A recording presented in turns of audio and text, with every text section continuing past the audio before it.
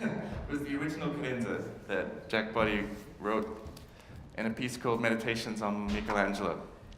And it just says they're wild and unpredictable. And when I first played it for him, he sort of sit there and looked at me and said, "Oh, okay, we must do something about this." And of course, I didn't like the cadenza either. Who wants to stand there and wait, and the orchestra's playing, beautiful introduction, and you finally get your bit and you have to go, no. We want something more substantial, or some kind of indication of something. So my first job was to convince Jack that this wasn't a good cadenza, good enough for the rest of the piece, or to leave that up to the performer to try to figure out something. And so then he went away and wrote something else, and it sounded a bit more, and I don't have, I think I remember most of the notes. It was about a year ago since we played it, but.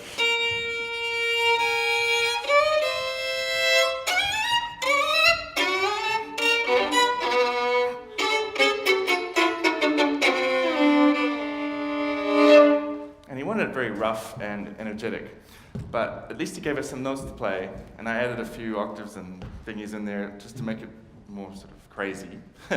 But that was a lot more exciting than what we originally had. So that's just one example of what I'm supposed to talk about today, is helping a composer working on an instrument like the violin realize what they're trying to get to. Because what Jack wanted there was something very like this. He would just jump out of his chair with this emotion. He said, it should be like an angry fishwife, which is a great image for me. I sort of think about the fishwife from the Asterix cartoons, you know, the one that used to pound her husband with the fish. And then right after that, the music was purged of emotion, absolutely calm. And that happened quite late in the piece, because he'd already written the piece, and he changed this cadenza before Ken and I managed to record it with the NZSO, and that's become part of the newer version of it. There's a few other changes he made as well. Yeah. But and then he came to be asked to write a piece for this competition 2 years ago, Caravan, and my input into that one was at the very beginning of the process, where he brought this recording of this amazing fiddler and singer, somebody who sang and played the fiddle at the same time, from Tehran, that he'd heard, and he wanted to make a transcription. So my role at that point was just to try to help him decide how to make the certain sounds that he was looking for. And there was this kind of yodeling sound, and it would go ooh, ooh, ooh, and very, very, very high. I couldn't sing it, and then very low. And I was trying various things with pizzicatos, and then harmonics, and then octaves. Eventually he went for this octave idea, and that became very intrinsic in the piece. But what I was less sure about was the use of quarter tones in the piece. Now quarter tones, we use microtones anyway when we play string instruments. One example is my teacher, Dorothy DeLay, had very wonderful theories about intonation. She was very concerned about intonation and the right hand, which is partly why she was such a successful teacher. And her counterpart, Galamian, was very concerned about the right hand and sound production. But there's two schools of thought. What's the first rule of string playing? For me, is it must have good intonation, then a good sound. Because if you have good sound but not good intonation, that's another problem altogether. But they sort of do go hand in hand. But it was funny that those teachers had two very very different focuses, and together they became one great teacher as well, of people like Perlman who studied with both of them. Anyway, her theories were things like about speed, and speed affecting intonation. And if we take a good example as a trill, if I try to trill a whole tone up there, if I do it slowly and sort of more in tune in a way that a computer would say that this is a...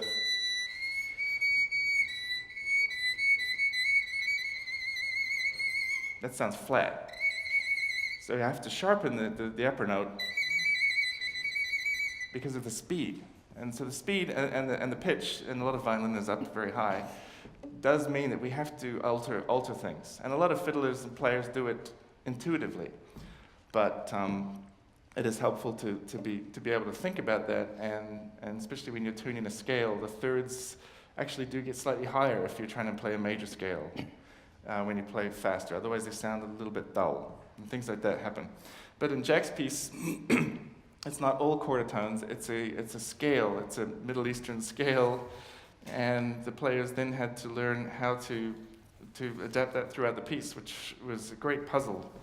And the early stages of it were quite bare, and then that was when I was involved in it, trying to help him get some more violinistic things into it. But then I saw the finished product, and he'd gone to a couple of other violinists, Dean Olding and another guy in Auckland, don't know his name, but and the final product was extremely difficult. And I just remember looking at it and feeling great empathy for the players that would be working on it. But it really does stretch one's musical boundaries to learn these new scales. Another example of quarter tones not being successful is Bartók. Bartók's one of his last pieces was the solo sonata, and he gave to Yehudi Menuhin in the last movement, and it started with these quarter tones.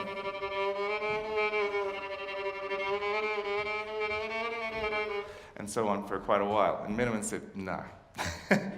This was 1946. No, it's not. Nobody's going to play that. Can you write it in normal notes? And so, and the final result is absolutely fine, and people can play it.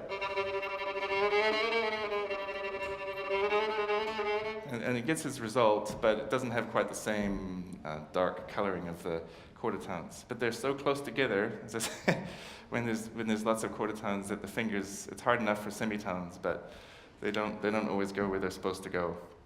And our ears haven't been tuned in quarter tone scales. So here we are 60 years later, and all of these violinists that played this piece were able to play this in quarter tones, which is amazing. But it was bloomin' difficult, and a great challenge. Now, the other piece I was involved on before that was John Psathis' one, which also used Middle Eastern scales, but with normal pitches. And that's been very successfully performed by quite a few people since then.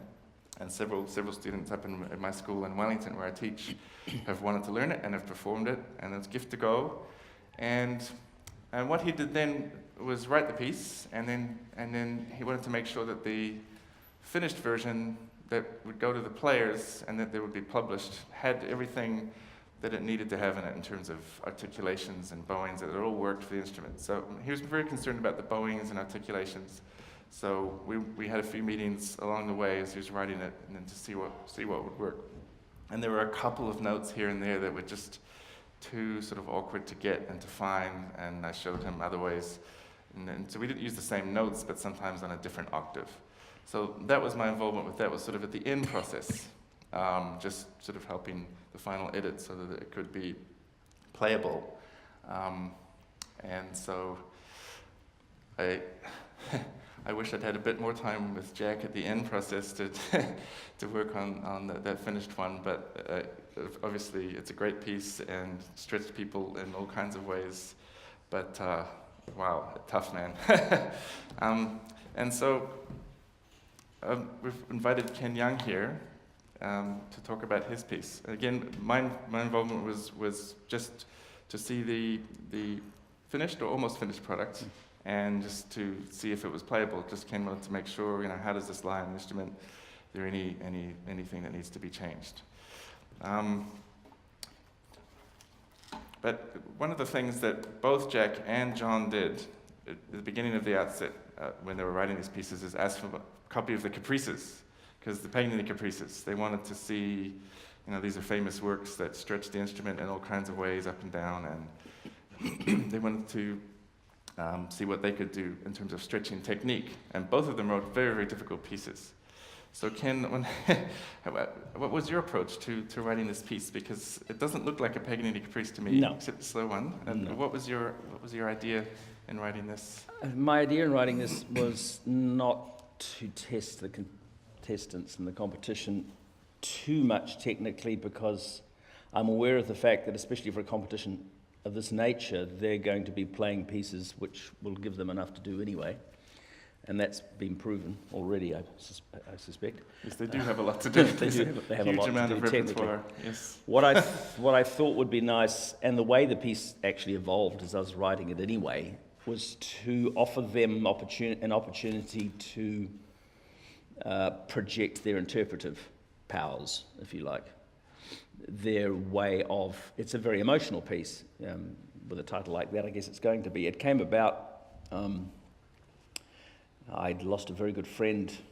At the time I began writing it, I'd lost a very good friend who'd been suffering from cancer, and who'd been a very profound influence on my life for a long time. And this person was gone, and it seemed like a very big void to fill, hence the rather emotional opening to the piece.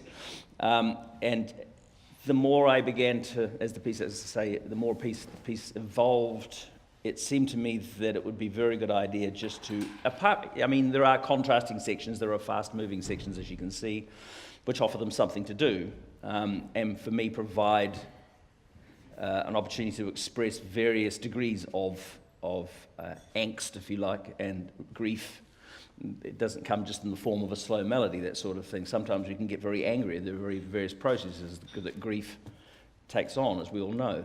And they can be anger, they can be stress, there can be paranoia, there can be all sorts of things that contribute to our grief process. But basically, I wanted the piece to be more lyrical rather than technical. And that's, I think, how it's turned out. So that it gives them an opportunity to interpret it the way they sense it, and then it offers the judges, judging panel, an opportunity to sort of gauge whether or not they've given perhaps as much interpretive quality to the performance as they might. That was my brief. Right. Well, at the beginning, you mark molto adagio, lamentoso freely. So, and there's some very long notes, and it's also on the G string, so that already is a big test of the player to be able to, they have to go up and down and create a very lyrical sound high on the G string. How important is the rhythmic aspect of this rather than the phrasing aspect? The phrasing aspect is everything. Yeah, the rhythmic aspect is a guide. It's a guide. Okay, so that will be, that's what is clear with the freely, but. I did have it marked much slower than that to begin with, but that was ridiculous. Dean actually pointed that out. It equals 50. So it gives them more freedom if it's a slightly faster tempo to start with. Right. We do run out of bows sometimes. Yeah, exactly. Yeah. Sometimes the composers want the bow to be that long. Yeah. And when it becomes agitato, is it still to have free rhythm, or is it? No, the agitato, the faster sections actually do need to. They work better rhythmically if they're more concise. Yeah. Right. And you've marked collegno battuto, which is very clear you want it hit with a bow, right? Yeah. We did recently in Auckland, a chap was conducting the planets. And the planets begins collegno, and then... And that's the way you've always heard it. But because he didn't write battuto... He didn't. And some scholars have said that it should be this way. Do you agree with that? Yeah, I do. But it doesn't make any I wouldn't sound. choose to do it. I can see how you would interpret it that way. I wouldn't choose to do it if I was conducting myself. I'd still ask them to do it battuto, because it's much more.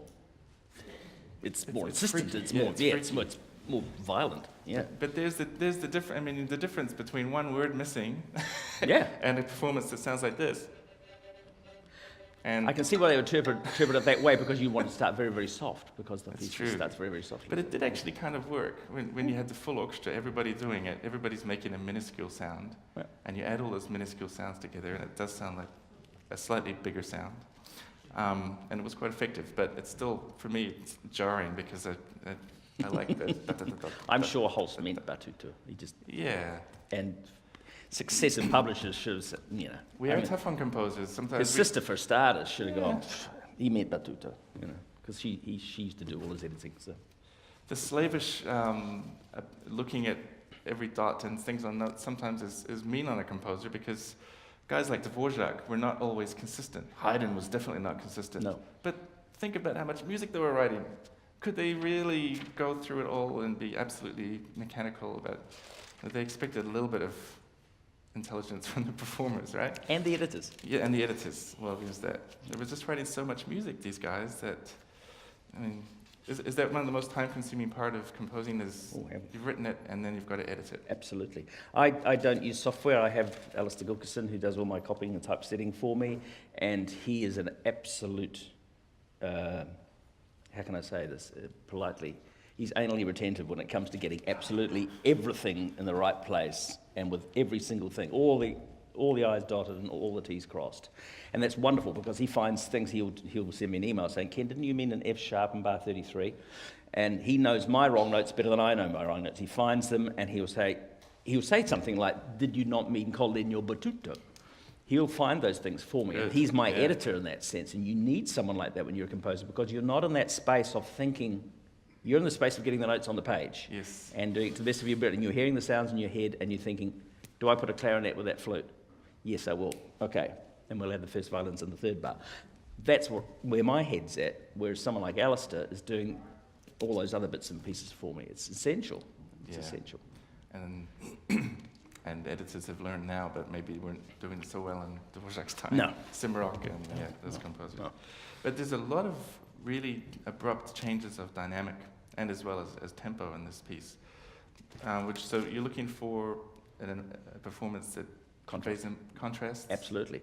And for me, that's another aspect of performance which I think is a good gauge of a good performer, are those contrasts, achieving really good contrasts in dynamic and tempo, rather than merging everything together in one sort of,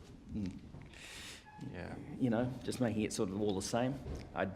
That for me is going to be a good performance for the next 2 days, is the ones that provide the best contrast and those aspects you just spoke about. Yeah. Fantastic. Well, I'm very excited to hear it. And Me too. it's I haven't a beautiful heard it yet. Piece. Again, with a very different aesthetic from the other ones that I'd worked on.